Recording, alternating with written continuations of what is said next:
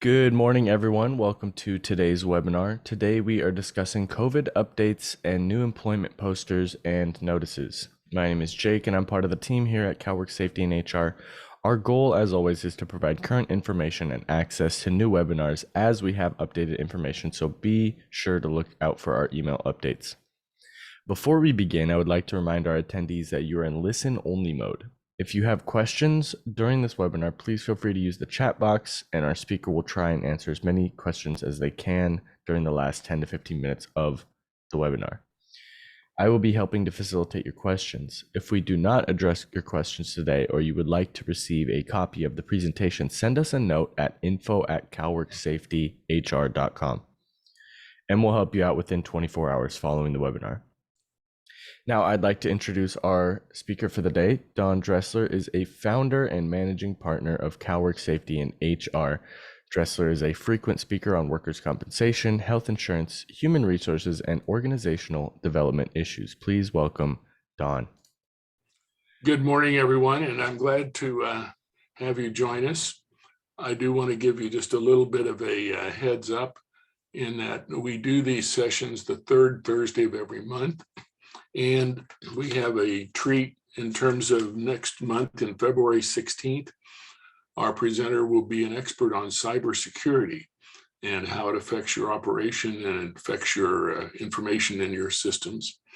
And on March 16th, the third Thursday of March, we're going to have a presentation by Kathy Dawson, who is an expert on recruiting and employment. And the discussion will be on payroll, transparency, and pay reporting. This is a law that's in effect, and we'll go over it real briefly today, but it's in effect now that you need to be able to disclose to employees their pay scale. And on all recruiting, you must provide a pay scale on the recruitment material that you provide. And if you have over 100 employees, anywhere in the country, not limited to California, you'll need to be filing a report on your pay records and status in May. So the March workshop will be on that topic, and I think you'll find it very helpful. This is just a quick overview, and if you'd like a copy of this, please let us know and send to info@calworksafetyhr.com. But it's a question of what laws apply to your firm. And as companies grow and expand or sometimes have layoffs, the numbers change, but there are a lot of employment laws. And this is also a good check of all the types of laws that can apply. And some of these laws apply to all employers. Others require 2 or more, 4 or more, 5 or more, which is the number of the laws, or 15 or more, or 50 or more, or even larger. So this is just a graph that shows the types of laws that apply. The most common ones for employers are Americans with Disabilities Act, restrictions on recruiting, a new law that relates to bereavement leave, Cal OSHA, the law on Cal Savers, which is the state saving program, is being expanded, child labor, of course, COVID regulations, which we're going to talk a little more about. Victims' rights, OSHA's employee safety, fair employment housing and discrimination laws, some of which apply to all employers, others apply to employers with 5 or more. Immigration and I-9 requirements that apply to all employers, rules about whether a person's actually an employee or an independent contractor, Industrial Welfare Commission orders, written safety plans, lactation accommodation, paid sick leave applies to all size employers, posters and notices, which apply to all employers, which we're going to talk about today, and privacy, which is a subject that's also becoming important. Unemployment insurance applies to all, and workers' comp applies to all. So that's just a quick overview, but if you'd like a copy of the chart itself, please send us a request at info@calworksafetyhr.com. Today, we're going to review an update on the 2023 California rules regarding COVID and Cal/OSHA, review required California and federal employment posters, and just talk about some follow-ups that we suggest for you. As an update, the COVID prevention requirements from Cal/OSHA were modified by a decision by the California Occupational Safety and Health Standards Board. The actual action was on December 15th. It was docketed with the Office of Administrative Law on December 20th. And tomorrow is the deadline for the State Office of Administrative Law to approve the new regulations. We anticipate that the regulations will be improved and will be in place by the end of this week or Monday at the latest. These new rules apply for the years 2023 and next year, 2024. So a couple of important things to be aware of is this regulation on COVID has changed. Employees who test positive for COVID, even if they got the COVID from non-work areas, need to be excluded from the workplace for 5 days after the start of the symptoms or after the first positive test if there was no symptoms. The good news is the requirements to make payment for people who were off work because of this requirement expired in December 31. There is no exclusion pay from the California COVID supplemental sick pay law, and there's no requirement under OSHA, under the new OSHA regulations, to pay exclusion pay. So the employee's pay would be subject to whatever sick pay benefits or paid time off benefits you have, and they may be allowed to use vacation time if they want it. California OSHA Section 3205, which is the COVID-19 prevention regulation, applies to all employers and workplaces, except where an employee does not have contact with others or works from home. Close contact generally means being in the same room as someone who was a COVID case. Now, a COVID case is one that's been tested positive for COVID or diagnosed with COVID. And so if you're in the same room as a general matter for 15 minutes within a 24-hour period, that's a close contact. For large areas, meaning areas that have over 400,000 cubic feet of space, which is a large warehouse, etc., could be a large construction facility, then the requirement says within 15 minutes over a 24-hour period, within 6 feet. So in the smaller rooms, the 6-foot measurement doesn't apply. In large rooms, the 6-foot distance applies. The COVID case, as I mentioned, is any person who has been given and resulted in a positive test or a positive COVID diagnosis, but generally a person would be having given a COVID test even if they went to a medical doctor for diagnosis.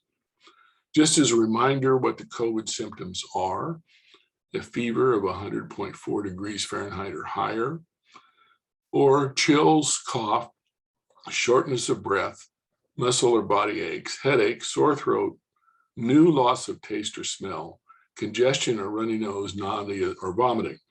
Now, obviously, there's a number of different ailments, including severe colds, flu, respiratory disorders, that might be some of these same symptoms. So it's important if someone has a concern that they be tested for COVID, because the symptoms themselves apply to a number of different types of conditions.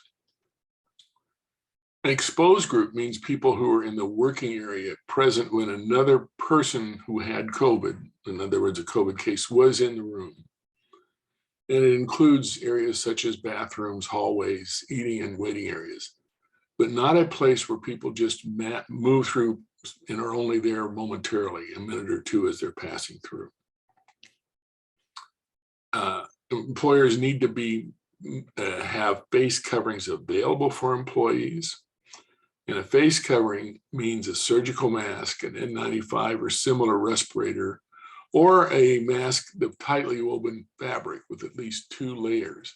So there is some discretion, but most employers are either giving N95 mask or a surgical mask, because surgical masks are very reasonably affordable. An infectious period under the new regs means COVID cases where there are symptoms or a person tests positive, and the period runs from 2 days before the system's onset until 10 days after the system, or 5 days if a negative test has occurred. And let me just mention this. We have had cases where an employee may test positive on Monday and says, well, if I test negative on Tuesday, can I come back to work? The answer is no, because if you are tested positive, you need to be off work for 5 days and then also test negative. Or if you don't have a negative test after 5 days, you just need to be off work 10 days. So this is a little bit of a difficulty which employers undoubtedly are going to be asked about and need to enforce. You do need a written safety plan and a written COVID plan, but the COVID plan now can be included in your IIPP. So if you adopted a written COVID plan in the 2020 or 2021 or last year, you don't need to necessarily change or update that plan, but you need to have a plan. If you don't have a written plan that deals with COVID hazards and how to handle them, then please contact us or some other consultant to help you get a written safety plan. Failure to have written safety plans are still the most common OSHA citation that exists. So it can be a fine of anywhere from $7,000 to as high as $18,000. So it's not worth having the risk of having that cost. You need to train employees on COVID, and we would suggest that you plan this as part of your regular employee safety and training. It could be at the same time, for example, that you introduce an update to your employee handbook. It could be at some other time. It could be tagged on to training such as sexual harassment and prevention bullying training, which I want to remind you is a requirement for all employees every 2 years for 1 hour. Because of the COVID complications, many people didn't do safety or harassment training in the last year or two. If you haven't, 2023 is a good time to schedule and get up to date on your training schedule. If you have a COVID case, meaning an employee tells you that they have COVID tested positive, you need to identify them and encourage them to stay home and keep a record of COVID cases. And this means somebody who was at work with COVID. So if a person calls and says they've tested positive and don't come to work and haven't been at work for the last several days, that's not a requirement. But if they have been at work, even if they got the COVID from family or other social events, these rules still apply. If you're told by an employee that they've tested positive, they should be excluded from the workplace for the amount of time required. Anytime they return after 5 days, they have to wear a face mask for 10 days after their first positive test. Need to post a notice of COVID close contact, meaning a notice to people who are in the room where that person worked or in the large area where they were within 6 feet for more than 15 minutes. The good news is you don't have to give an individual notice to employees. You can simply put up one single notice at your workplace for everyone and leave it up for 15 days.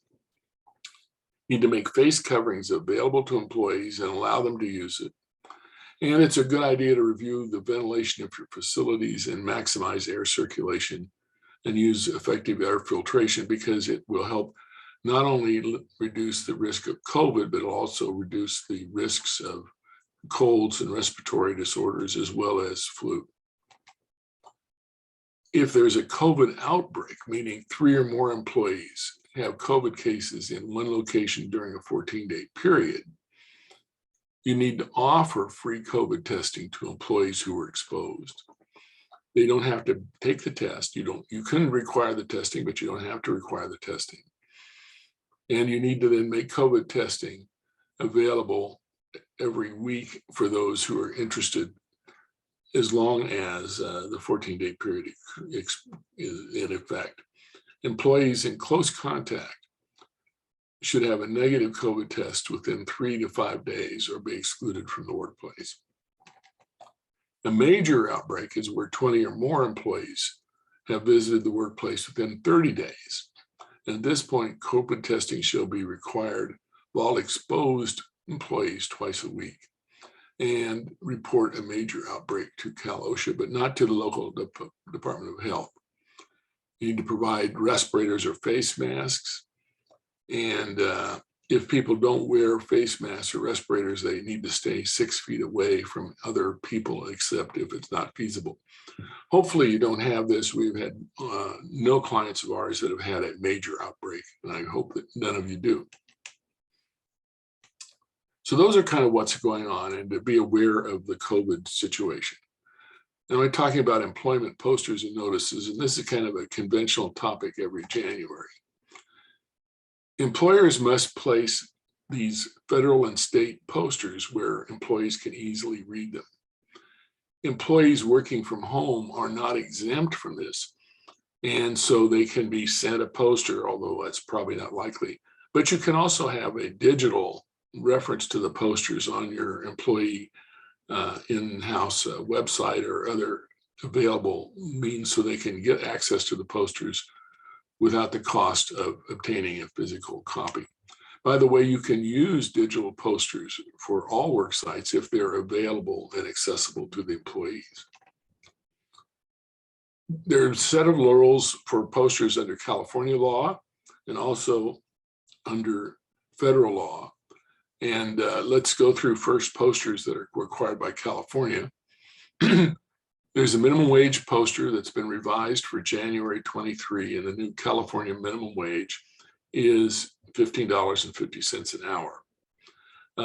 If you're in a city such as Los Angeles, Malibu, Pasadena, Long Beach, there are local ordinances, and you need to post a local minimum wage ordinance as well. Another poster is the Cal OSHA poster, which was revised in October of 2022. There was a workplace discrimination and harassment poster that was revised in January 22. Pregnancy disability leave poster was revised in January of 2022. Family care and leave was revised in January. And the reason that we're bringing this up is if you have old posters that you've had in prior years, but they don't have the new versions, you're not in compliance. So it's important that you get access to posters. And I will tell you that we've made arrangements with an insurance agency in the Metro LA area and combined printed posters, both in English and Spanish, for employers' use. And if you need one, you can either request one from the consultant you work with at CalWork Safety, or send an email to CalWorkSafety.HR.com, info@CalWorkSafetyHR.com. So this is an example of the new California minimum wage poster. And this needs to be posted. It contains information if you're providing housing as part of your pay, which applies to a number of apartment managers, for example. This doesn't expressly talk about the wage that's required for salaried or exempt employees. That is also California law and requires paying an employee 2 times the minimum wage to qualify as an exempt employee. And that's approximately $64,000 a year for 2023. This is a copy of the OSHA poster. And one of the reasons we're going through this is all of these also talk about the laws that apply to you and your business. So my suggestion is managers and supervisors and foremen should be aware of these different issues and regulations and use this as an opportunity to make sure that they know what rules they must apply to your workforce. This is the new transgender or California Equal Employment and Discrimination poster. This is a Fair Employment Housing poster that goes into more detail regarding pregnancy discrimination. This is the California Care and Family Medical Leave and Pregnancy Leave poster. All these are various posters that are now included in the new poster set. Special fact sheet or handout on sexual harassment that can be used as a poster, or use the sexual harassment poster. It's the transgender rights poster that needs to be included. And other California posters are the workers' compensation notice, which means a notice of who provides your workers' compensation and how to contact them if an employee is injured. There's an EDD notice for unemployment insurance benefits, California paid sick leave, whistleblower protection, payday notice, smoking rules, and time off. And let me just say, particularly with regard to the workers' comp notice, your poster is not complete and lawful if you haven't filled in the name and contact information for an employee who wants to report a claim. So don't just get one of the posters from us or someone else and put it up and forget about it. Take the time to fill it in. This is an example of the workers' comp poster that you can use. This is the notice of an unemployment benefits, notice on paid sick leave, notice on whistleblower protection, payday notice. And again, this is one of those forms that needs to be completed. So you need to say what your company name is and what your regular payday is, because that's a requirement under the law. And no smoking ordinances also. Time off to vote poster. So in addition to all of these posters that are included in the combined federal and California poster set, employers also need to post and are required to post an Industrial Welfare Commission wage order. This is an area where many employers haven't paid attention to. There are 17 wage orders issued by the California Industrial Welfare Commission that apply to different types of employers, industries, or occupations. These orders cover things such as minimum wage, overtime, meal periods and rest breaks, alternative work weeks, and so on. It's an important part of the compliance requirement under California law. This is the list of 17 wage orders. Your company would often have one or may have more than one of these orders that apply. So you have manufacturing, personal services, food, canning. A general order 4 is all professional, technical, clerical employees. 5 is public housekeeping, 6 is laundry, 7 is mercantile or retail sales. There's agricultural orders 8 and also 13 and 14. Transportation industry, amusement industry, broadcasting, motion pictures, household occupations, construction, and so on, and miscellaneous. If you have a question about which wage order applies to you, contact your CalWorks safety consultant and we can help you make sure that you identify which of these orders apply. The federal government has a number of posters that they also require, and they include EEOC notice. So you've got a California notice and then the federal EEOC notice. And this notice was revised in October of 2022.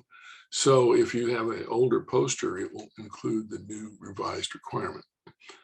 USERRA, which is also a reference to military rights and veteran rights, was revised in August of 2022.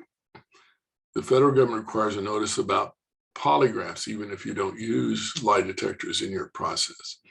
There's a federal minimum wage order.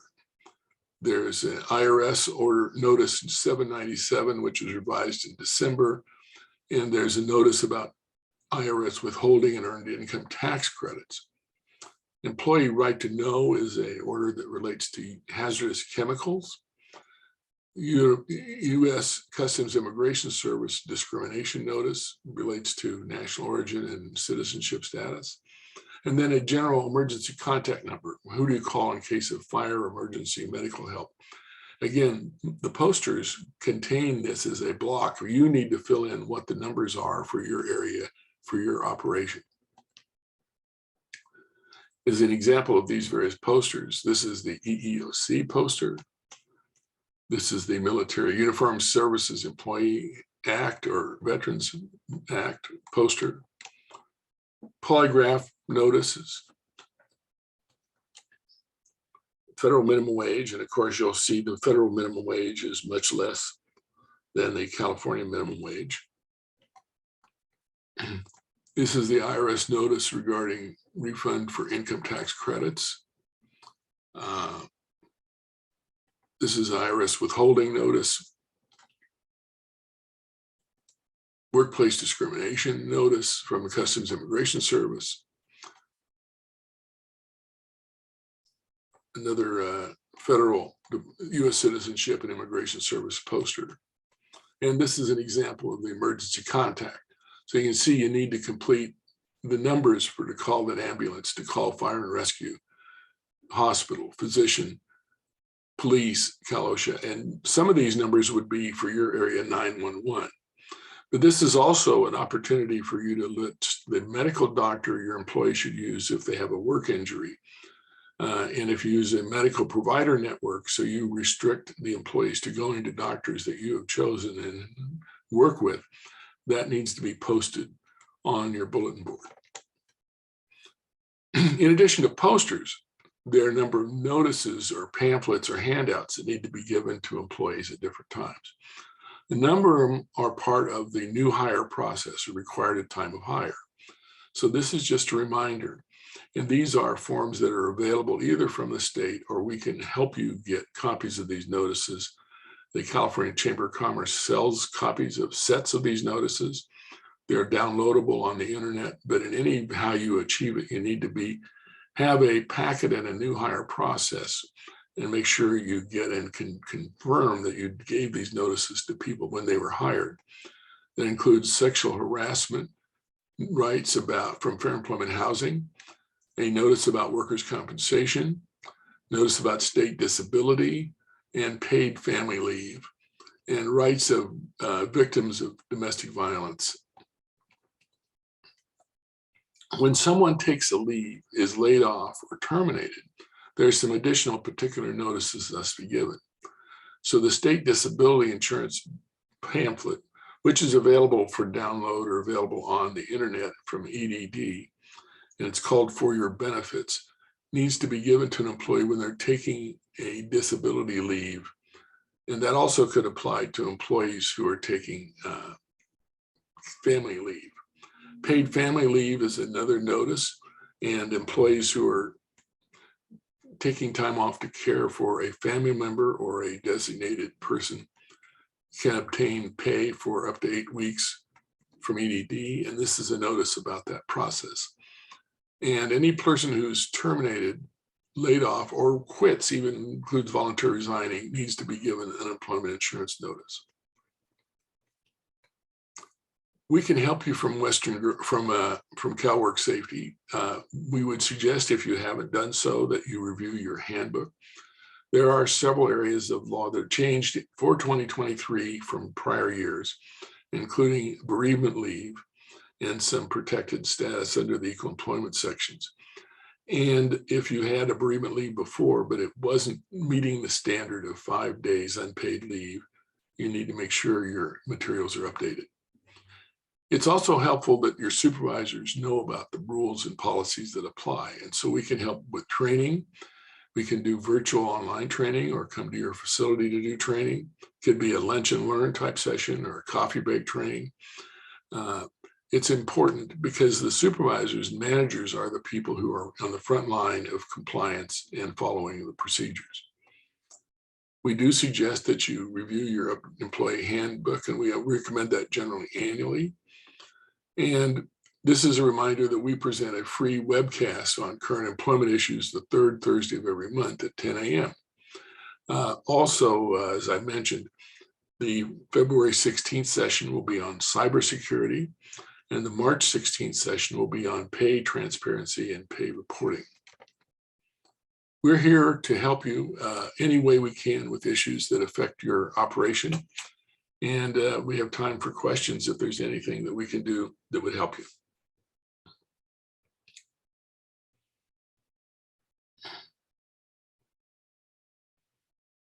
All right.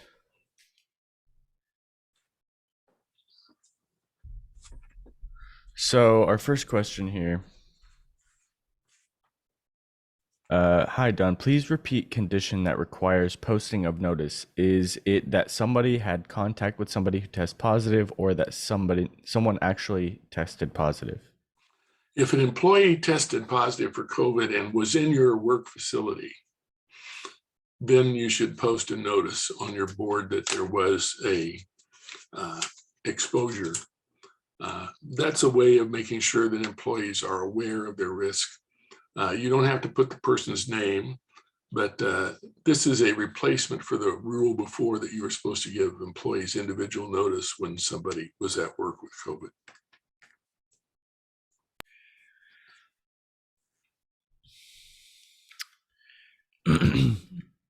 Let's see here. Read digital notice for remote workers. Do we need to only give them access to notices, or do we need to send them?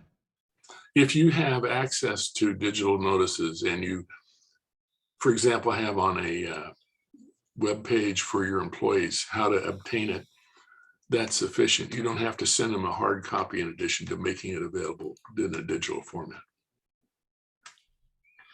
And frankly, many of us are going to digital posters anyway, because as you know, these posters are about 3 feet by 4 feet in size, take up a lot of space. And my observation is very few employees actually spend time reading it. What do we do if we're short on wall space for all these posters? You can actually take the posters and staple them in a booklet type where they're 1 to whatever it is, 20 some, and just have an 8.5 by 11 space on a wall so people could lift up and leaf through and see the notices. That's not optimum, but it's certainly available. And let me just tell you that there's also a firm called the Labor Law Compliance Center, which is available on the internet, and they actually sell digital format or printable posters. You can go to the different state and federal agencies to get copies of their digital posters, but it may be easier to buy a set from a vendor. Could you please reiterate the notices we must give to employees on leave/layover? Okay, if an employee, see if I can, if an employee is going on leave, they need to be given the state disability insurance pamphlet. If they're taking leave to care for a family member, which could also include baby bonding time under the California law, then you would give them the paid family leave notice. And anytime somebody ends employment, in other words, ceases working for you, whether you fire them or they voluntarily quit, you give them the unemployment insurance notice.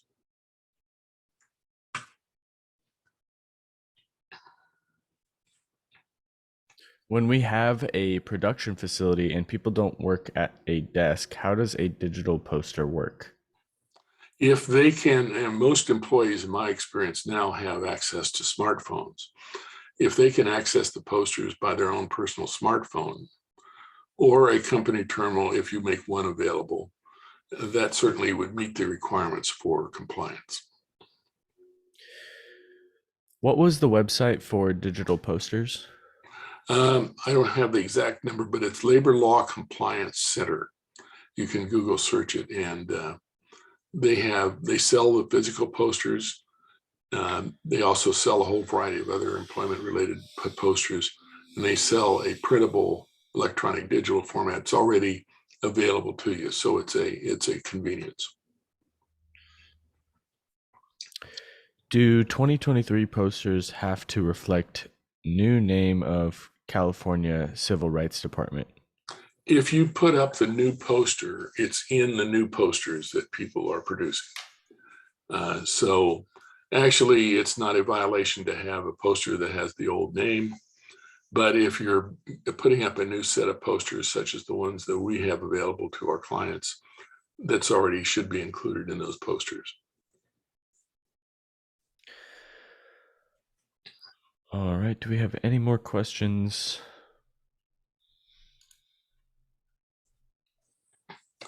Well, I thank you for checking up on this issue, and I realize this seems like something we should already all know, but repetition helps remember the rules. Also, we're here to help you at any time, and I hope you'll look forward to signing in for our March webcast on pay transparency, because a lot of employers have issues about how to have pay scales, who they have to report to. And I will remind you that that pay transparency law applies to every employer with even one employee in terms of notice about pay scales to current employees. And it also applies to employers with 15 or more for any posted job recruitment, and for employers of 100 or more for the pay reporting, which has to be a prepared document you submit to the state. So I hope you'll join us for an update on cybersecurity in February and pay transparency in March. Right. And remember, if we didn't address your questions today, go ahead and reach out to us at info@calworksafetyhr.com. Again, be on the lookout for our future topics on our website at calworksafety.com. Thank you for joining us. Have a wonderful rest of your day.